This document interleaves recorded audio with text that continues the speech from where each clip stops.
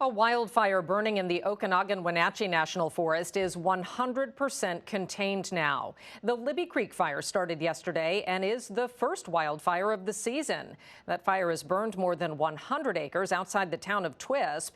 Department of Natural Resources officials say that fire was human-caused.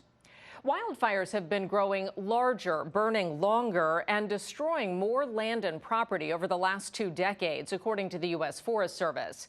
To combat what they're calling a wildfire crisis in the West, experts are purposely igniting small, controlled fires to reduce the risk of larger fires from getting out of hand. Meteorologist Stella Sun tells us how forest management practices impact our wildfire season and what preventative measures homeowners are now taking to protect their property. Majestic views like this, surrounded by nature. And we bought this house mostly because we like the location. It backs up against woods. Oh, wow. A beautiful backyard is why some take the gamble of living in areas susceptible to wildfires.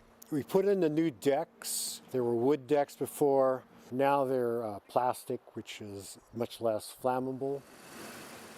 But we're heavily residential in what we call the wildland-urban interface, which means we built our houses in the woods. So that aspect makes us more susceptible to the threat of wildfire. Those who live in wildland-urban interface areas are taking preventative measures to protect their home. They used to have bushes and stuff up against the house. Everything now within the 5-foot immediate zone, there are no vegetation. Communities like this one, surrounded by land at high risk for wildfires, are becoming more common. In fact, the U.S. Fire Administration suggests around 1/3 of housing units and more than 60,000 communities in the U.S. are at risk for wildfires. To protect homes and forest health, federal and state agencies are using science-backed measures to try and reduce the severity of future fires. We know that we can reduce the intensity and destruction of fires and slow the spread of them so firefighters can get there before they hit homes. U.S. Forest Service studies spanning decades show forest management practices such as thinning out forests, then setting prescribed burns, can impact the effects of wildfires in the woods. Science shows that that combination of mechanical thinning and prescribed fire is the most effective way to reduce the risk of catastrophic fire.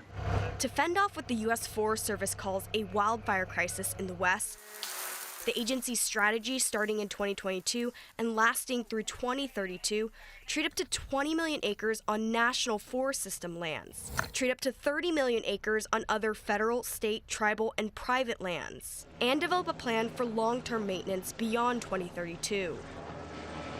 As we continue to expand into the forest and with housing and with the urban sprawl of it, we're putting more homes at risk and more people at risk. It's really nice. That's why we moved here. As homeowners take the risk of living in areas susceptible to wildfires to enjoy majestic views like this. And out here, you're a little more on your own. For those people that are purchasing homes or moving to the forest, it's really important that when you get in there, do the work immediately. Get yourself prepped up. In Union, meteorologist Stella Sun, KOMO News.